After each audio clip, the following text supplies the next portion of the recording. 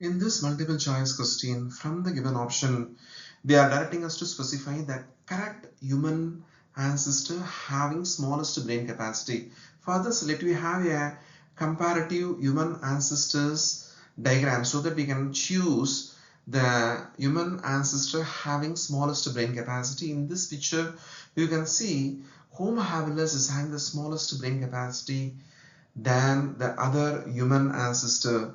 With this specification, we are choosing option C as the correct answer. What are the points we told with this option and picture?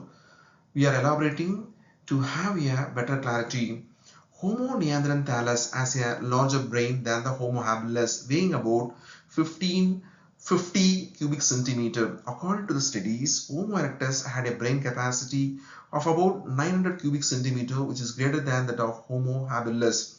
The brain capacity of Homo sapien is 1500 cubic centimeter, which is the largest compared to the ancestor.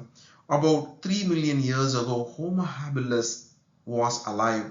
They had a brain volume of roughly 800 cubic centimeter. Therefore, among the possibilities listed above, Homo habilis as the least brain capacity is the most appropriate response. With this specification, we are choosing option C as the correct answer to secure 4 mark.